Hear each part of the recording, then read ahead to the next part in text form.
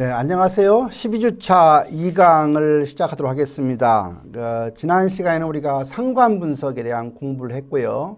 12주차 2강은 학습 목표가 회귀 분석을 할 수 있다. 리그레션 애널리시스입니다. 학습 내용은 회귀 분석이 되겠습니다. 회귀 분석에 대한 것이 아까 앞에 시간에 되겠지만 통계학 전체 중에서 가장 중요한 내용에 해당이 된다. 이렇게 설명을 드렸고요. 회귀라고 하는 말은 누가 만들었냐면 갈튼이라는 사람이 만들었습니다. 회귀라고 하는 것은 다시 돌아간다는 이야기죠. 여러분들 부모의 키와 자식의 키를 한번 봅시다.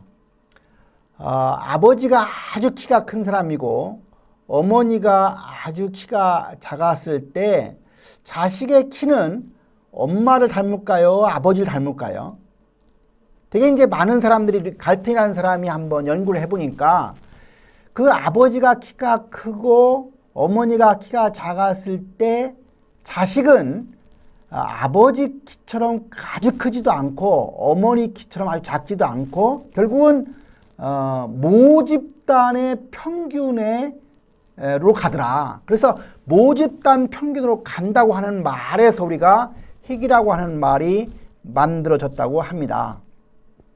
우리가 회귀 분석이라고 하는 것은 독립변수와 종속변수에서 결국은 독립변수의 어떤 값에 따라서 종속변수를 우리가 예측하려고 할 때 회귀 분석을 하게 됩니다. 우리가 회귀 분석이라고 하는 것은 크게 독립변수가 하나이면 단순 회귀 분석이 되는 것이고 독립변수가 두 개이면 중회귀 분석이 되는 것이고 또 두 개 이상, 세 개, 네 개 이렇게 되면 다중회귀 분석이라는 말을 하게 됩니다. 여러분들은 회귀 분석할 때 단순회귀 분석이 중요한 것 같아요? 다중회귀 분석이 중요한 것 같아요?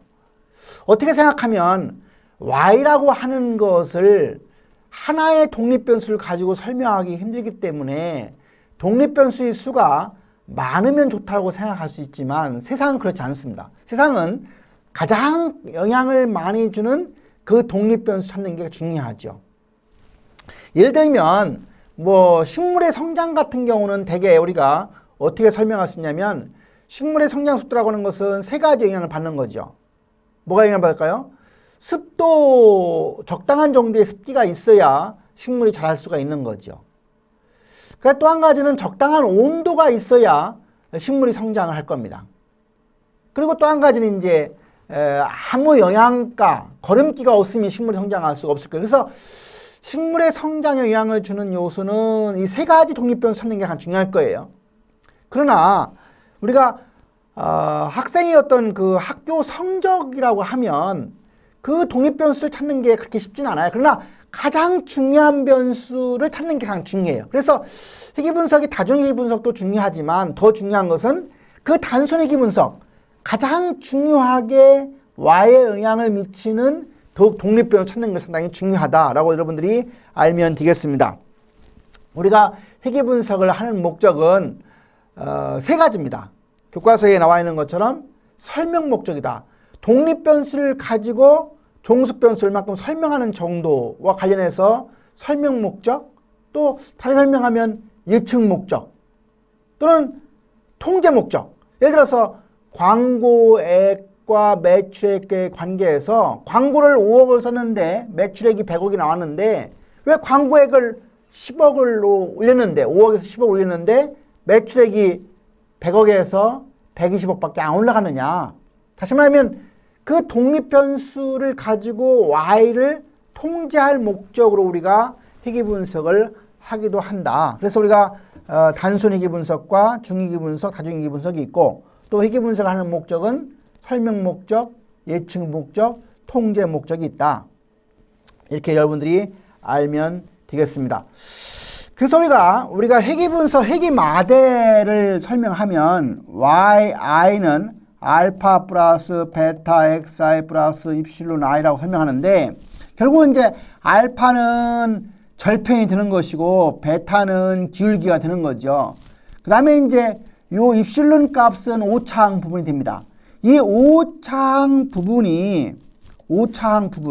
요 입실론 I 오차가 노멀 정규분포되고 있고 평균은 제로이고 분산은 이거로 일정하다. 그래서 오차항은 플러스 편차도 있고 마이너스 편차도 있기 때문에 이걸 다 더하면 항상 평균은 제로입니다. 그래서 오차항은 우리가 분산 이거라고 일정하다고 하는 거예요. 그래서 요 일정하다고 하는 게 우리가 호메오스케스다시티, 호메오스키다시티 등분산 또는 동분산이라는 말을 합니다. 그 다음에 이제 결국은 이게 핵이 마들인데 핵의식은 yi 햇은 a 플러스 bxi라는 거죠. 그래서 결국은 우리가 요 b를 구하는 게 가장 중요합니다. b가 뭐예요? 절편 슬롭이죠. 결국 우리가 이 x만 알면 결국 우리가 요 핵의식을 예측하려고 하는 목적 때문에 핵의 분석을 하게 됩니다.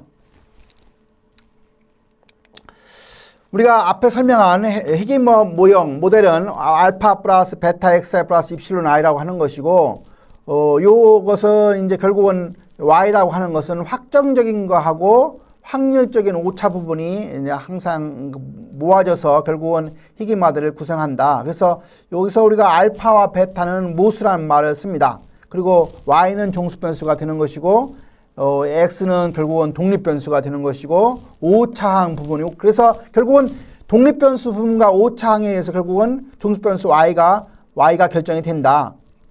근데 여기서 x라고 하는 것은 우리가 확률 변수라고 하지는 않습니다.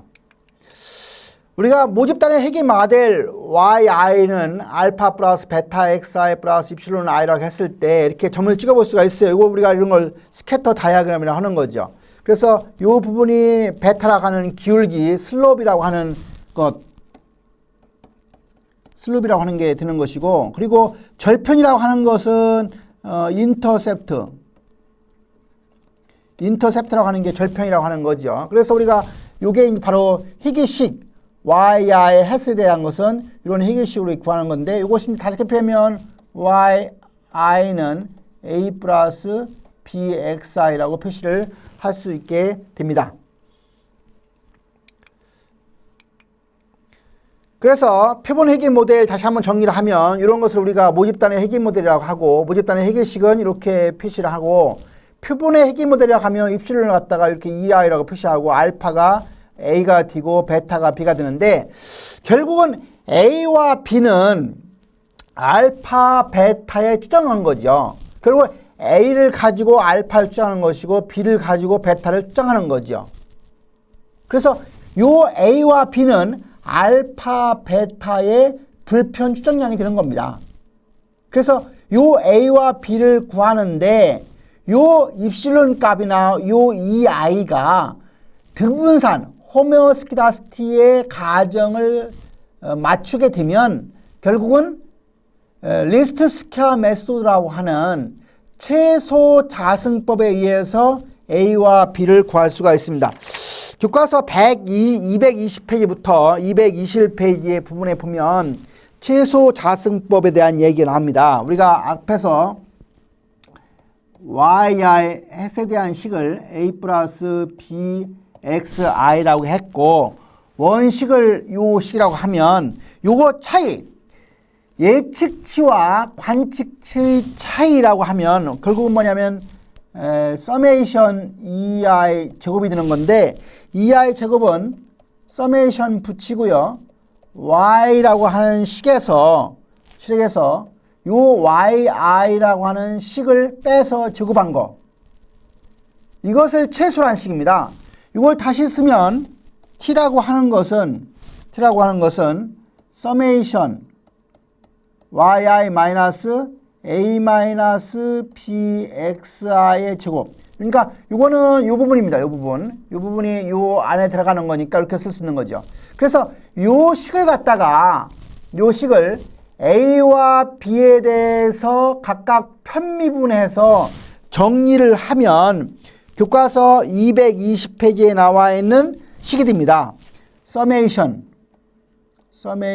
yi는 NA 플러스 B 서메이션 XI가 되고, 두 번째 식은 summation xi, yi는 a의 summation xi 플러스 b의 summation xi의 제곱이 됩니다. 이런 우리가 식을 수학에서는 정규 방정식, 노멀 이퀴제이션이라고 합니다.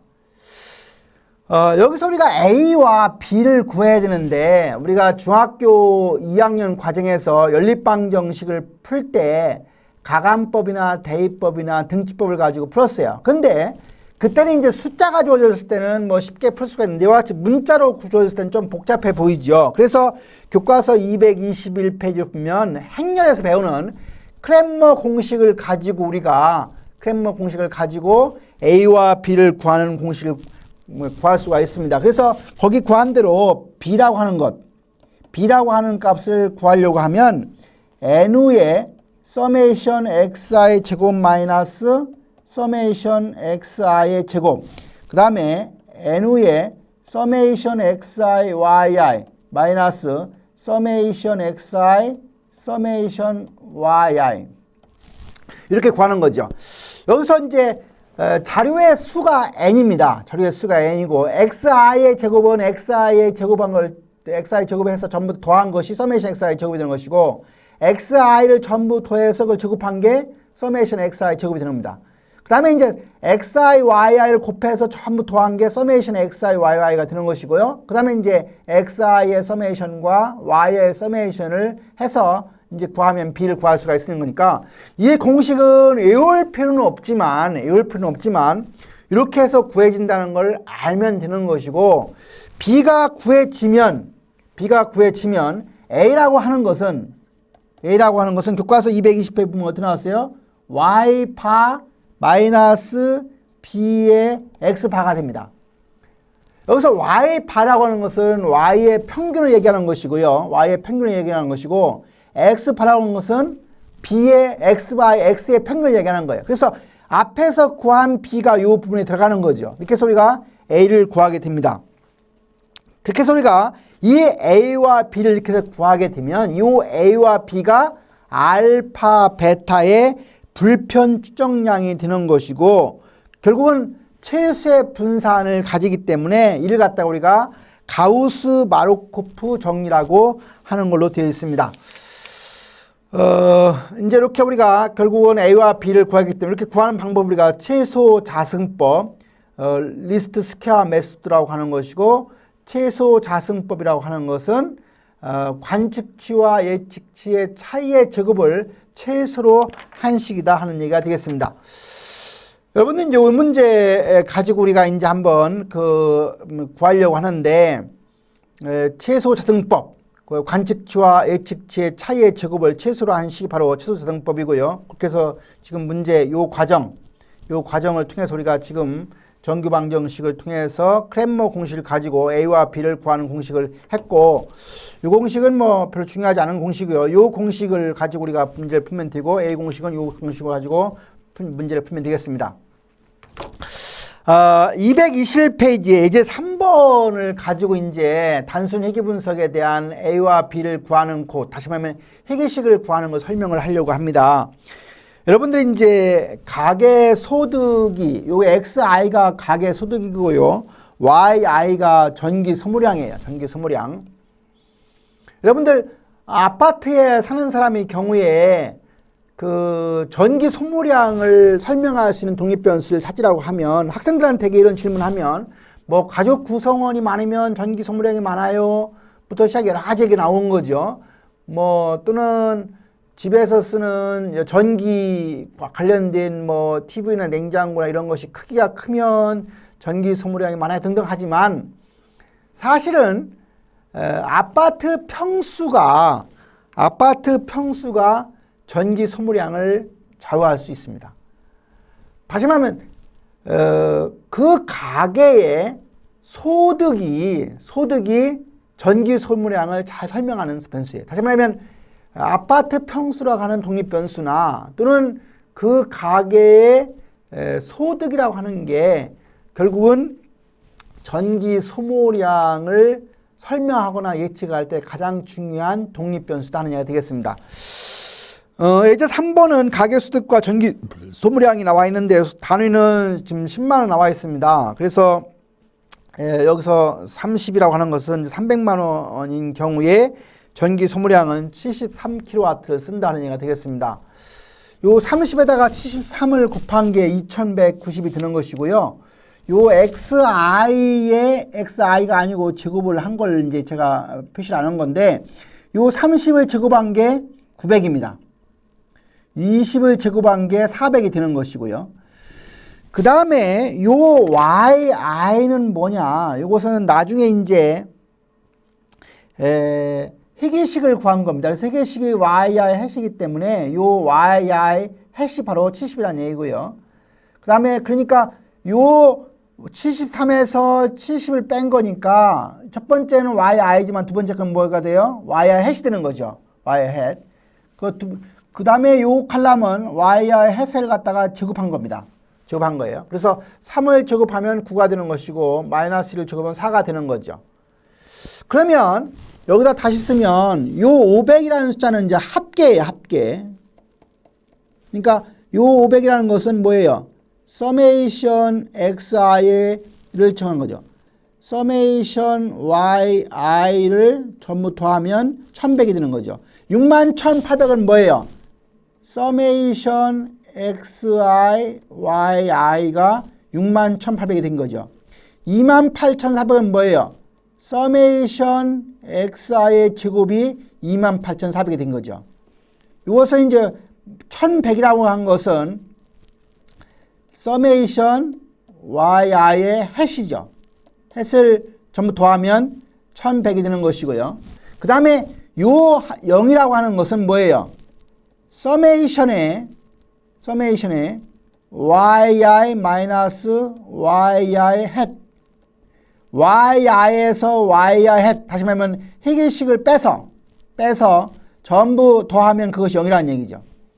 요 60이라는 것은 서메이션 yi 마이너스 yi 햇을 제곱한 걸 전부 더하면 60이라는 숫자가 나온 겁니다.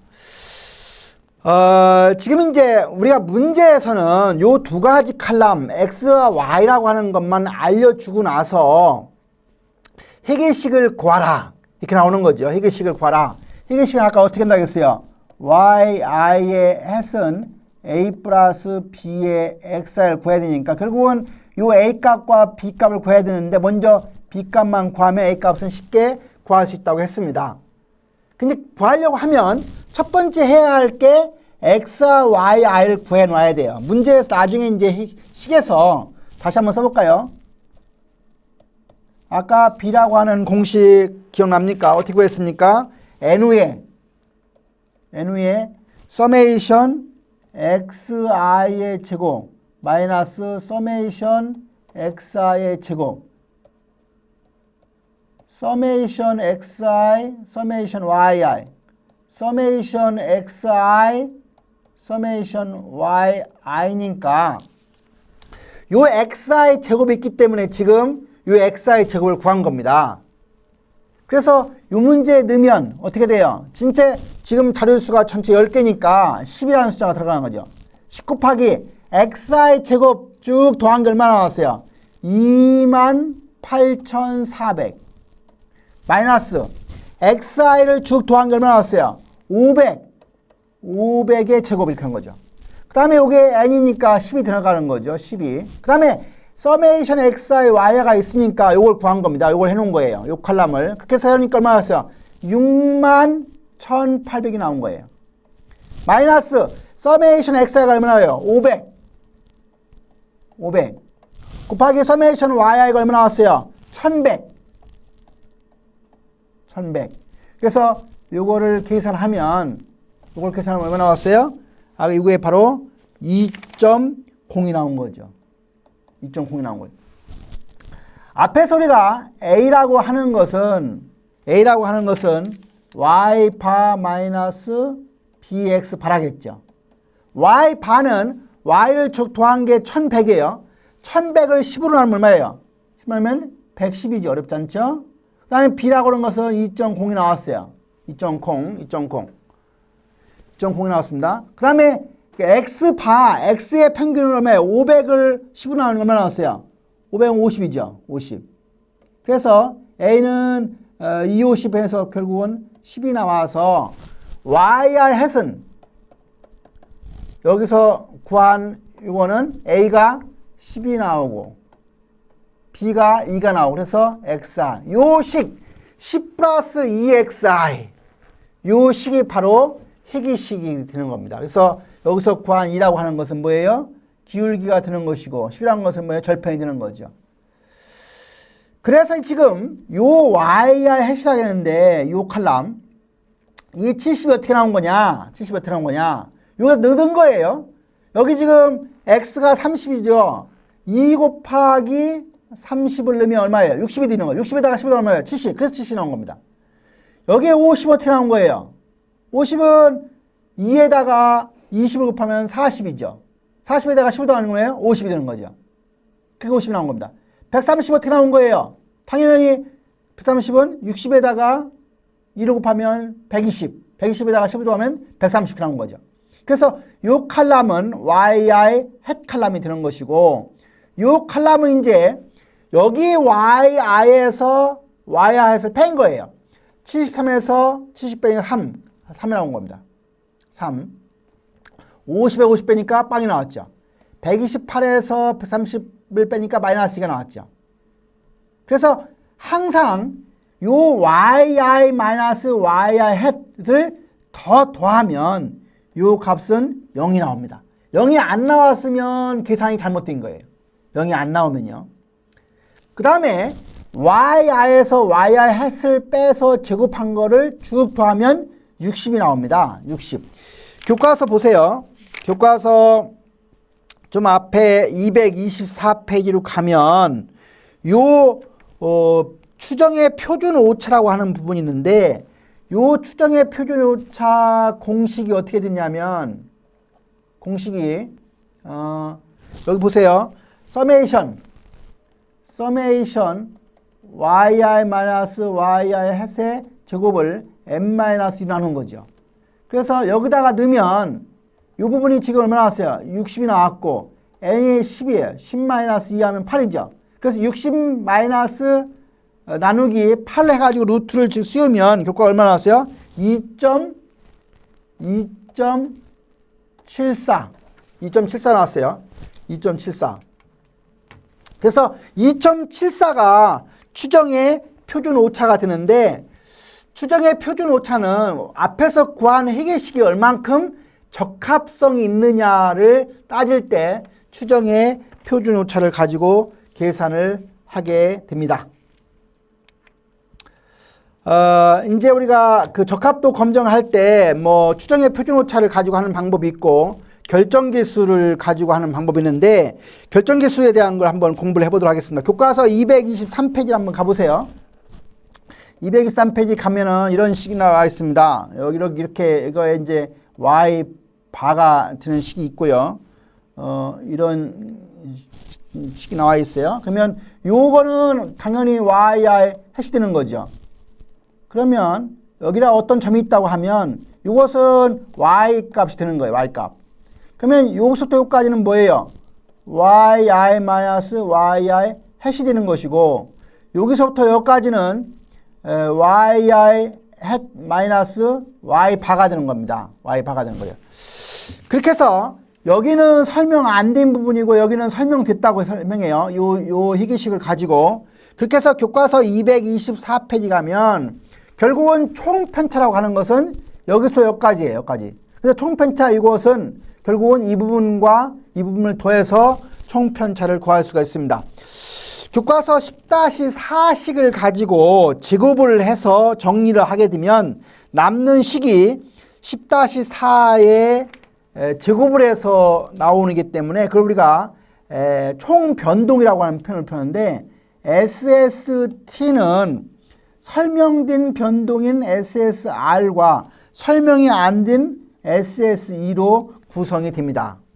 그래서 설명이 된 부분이니까 서메이션을 붙이고 YI에서 Y바 가장 아랫부분을 빼서 제곱한 게 SST가 되는 것이고 SSR은 서메이션에다가 요 부분이니까 yi hat 마이너스 y파를 빼서 제곱한 거 되는 것이고 설명이 안 된 부분 이 부분은 서메이션에 y이에서 얼마 된 거예요?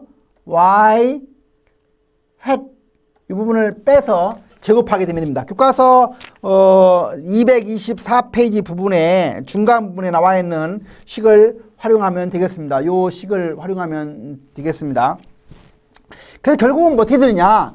결정계수라고 하는 것 앞에서 아까 지난번에 우리가 상관분석 할 때 R이라고 하는 것을 제곱하면 제곱 R제곱이 되어서 R제곱이 결정계수다. 그리고 결정계수는 뭐라 하겠어요? 그 당시에 설명력이라고 했습니다. 설명력.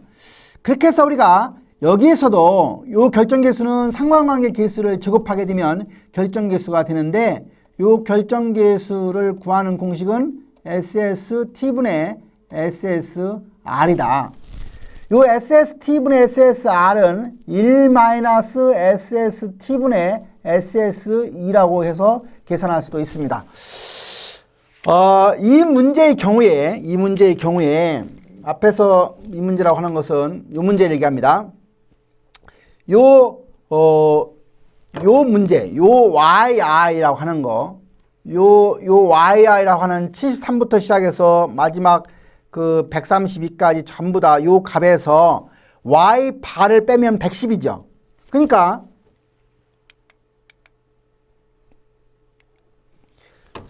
요 SST를 구하려고 하면은 각각 값이라는 게 첫 번째가 73 마이너스 평균이 얼마였어요? 아까 평균이 110이죠.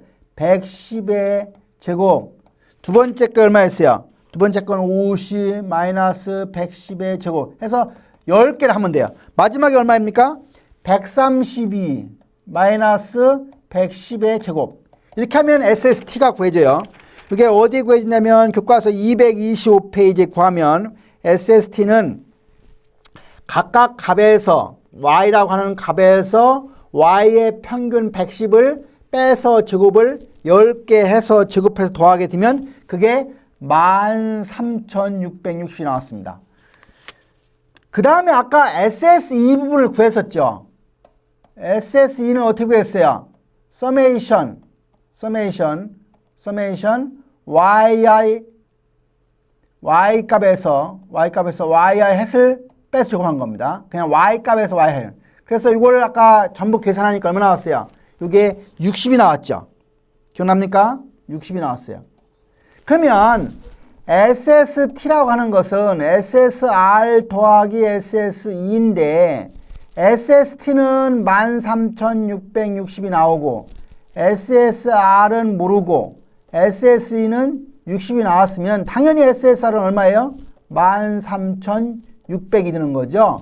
그래서 이 문제의 경우에 R제곱이라고 하는 것은 13,660분의 13,600을 해서 계산하면 0.9956 99.56%다. 다시 말하면 이 희귀식이 설명할 수 있는 정도가 99.56%니까 대단히 높은 적합성을 갖는다라고 설명을 드릴 수가 있습니다.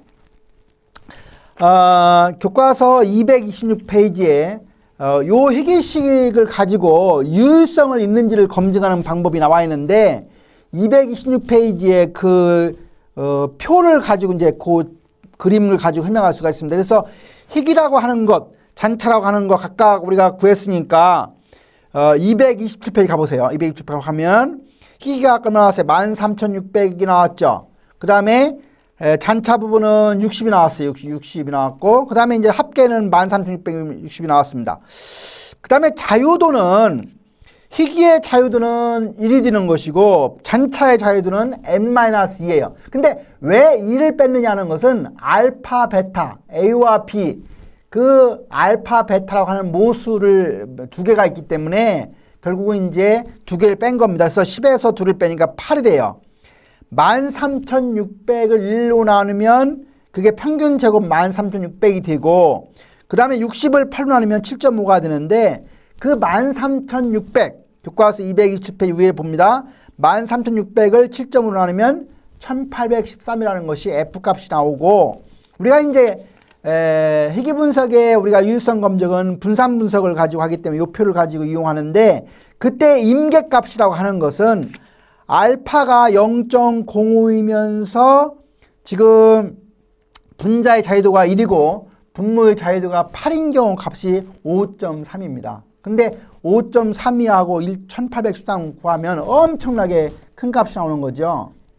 결국은 요 범위가 5.3인데 이쪽에 나와 기각력에 속해 있어요. 예. 기각력에 속했다는 얘기는 뭐예요? 희귀선이 유의하다. 희귀선이 유의하다가 HA 가설이 되고 희귀선이 유의하지 못하다. 교과서 226번 아래 나와 있습니다. 희귀선이 유의하지 못하면 베타가 제로가 되는 거예요. 베타가 제로인 것이 H0 가설이 되는 것이고 베타가 제로가 아닌 것이 결국은 우리가 HA 가설이 되어서 이 문제의 경우는 결국은 HA가 억셉트가 되었으니까 희귀식이 유의하다. 결국은 앞에서 우리가 구했던 희귀선은 유의하다라고 결론을 낼 수가 있습니다.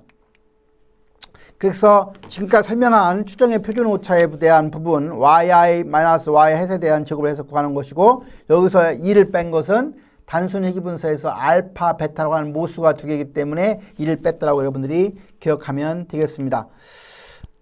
우리가 아까 SST라고 하는 거 뭐 총변동이고 SSR은 희귀 이제 설명된 변동이고 SS는 설명 안 된 변동인데 결국은 이제 R제곱이라고 하는 것은 그 R제곱이라는 것은 SST분의 SSR이 되는 것이고 결국은 이것은 1-SST분의 SS2를 구한 거 똑같다. 뭐 어렵잖아요. 그리고 SST 공식은 어떻게 보는 거예요? 서메이션 yi에서 y바를 빼서 제곱한 게 SST로 되는 것이고 SSE는 설명하지 못한 부분이니까 yi에서 y의 햇을 빼서 제곱해서 전부 더하면 SSE가 되는 것이고 SSR은 결국은 y의 햇에서 y바를 뺀 거의 제곱이다. 이걸 여러분들이 이제 어떻게 외울 수 있냐면 이런 식에서 요게 y바고 요게 y의 햇이고 요 부분이 y아니까 이것은 설명 안 된 거고 요 희귀식에서 희귀선에 의해서 이것은 설명된 거니까 요 설명된 것은 SSR 부분이고 이것은 설명 안 된 부분이니까 SSE 부분이고 전체가 SST 부분이다라고 우리가 총 편차를 제곱해서 더하게 되면 SST 설명 안 된 변동을 전부 제곱해서 더하면 SSE 부분 설명된 편차 부분을 더해서 더하게 되면 SSR 부분이니까 요 그림을 머릿속에 넣으면 이 공식은 자연스럽게 기억할 수가 있습니다. 그 다음에 이제 아까 추정의 표준 오차라는 부분은 뭐였어요?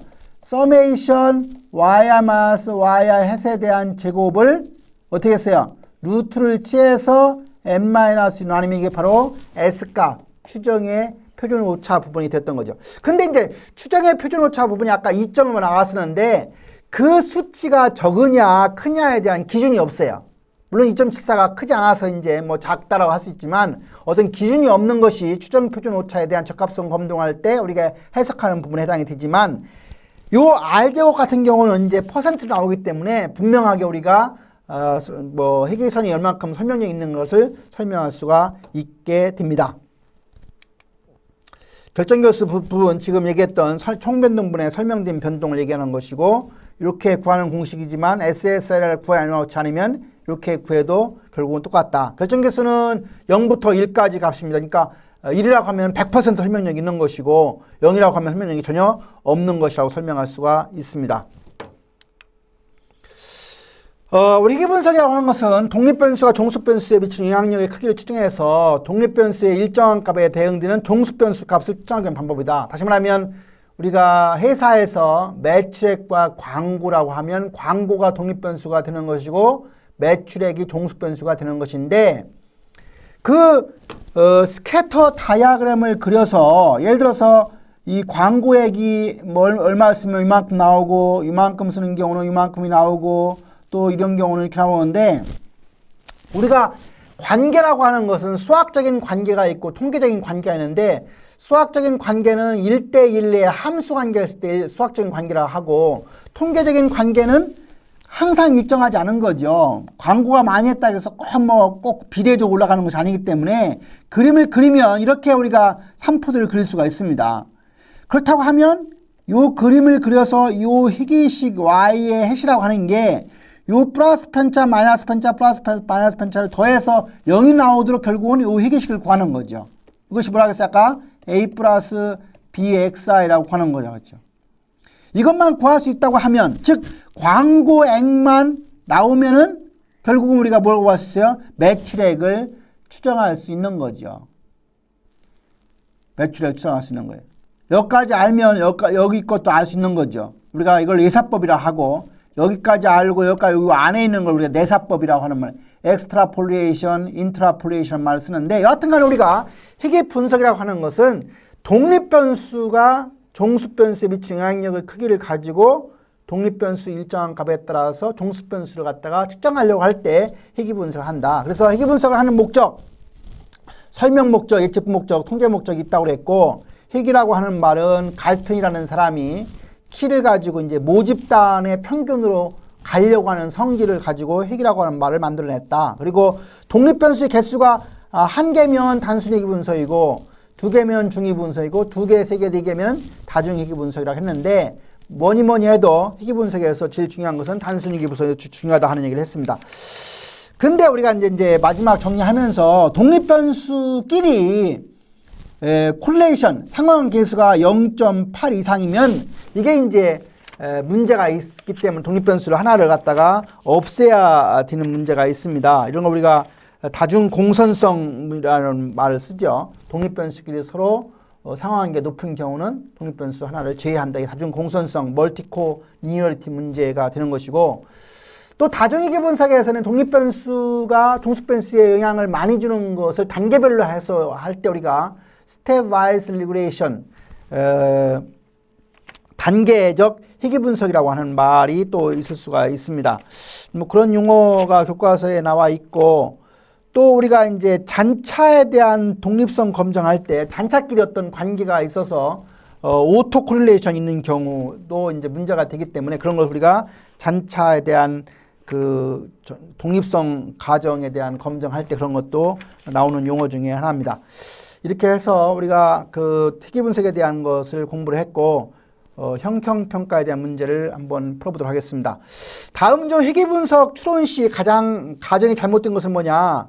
잔차는 정기분포를 한다. 맞습니다. 아까 그걸 제가 이렇게 썼어요. 잔차 입실론 i는 정기분포 노말 분포를 하고 평균은 제로고 분산은 이거로 일정하다 해서 결국은 잔차의 평균은 1이 아니고 0입니다. 그리고 요 잔차 입실론 i와 입실론 j의 코베리언스 공분사는 0이다. 공분사 0이다. 이게 이제 두 개 잔차가 독립이라고 하는 편차고 아까 우리가 yi a 플러스 bxi 뭐라고 했을 때 요 xi는 확률 변수가 아니라고 하는 표현을 제가 했습니다. 그래서 이 문제에서 잘못된 것은 잔차가 평균이 1이라고 하는 것은 잘못된 거다. 잔차의 평균은 0이다 하는 얘기가 되겠습니다. 다음 중 설명이 틀린 것은 형평평가 문제 2번 문제입니다. R제곱 결정계수가 커질수록 희귀직선의 적합도는 개선되는 것이다. 이건 맞는 얘기죠. 그 다음에 희귀선이 통계적 유효한가를 분석하기 위한 방법으로 분산분석 표를 이용합니다. 희귀분 모형의 타당성 검토는 잔차가 많이 사용된다. 맞습니다. 다중희귀 분석의 유의성 검증은 카이스트 값을 이용하는 게 아니라 무슨 값을 이용했어요? 앞에 문제에서 우리가 F값을 이용을 해서 이번 문제 형성평가 문제에 틀린 것은 F값을 이용하는 거니까 4번이 틀린 것이 되겠습니다.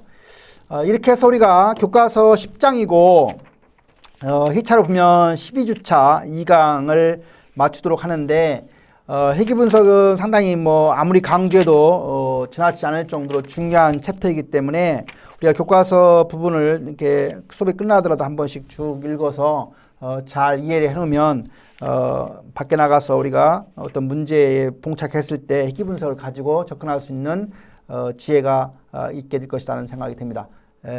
수고하셨습니다.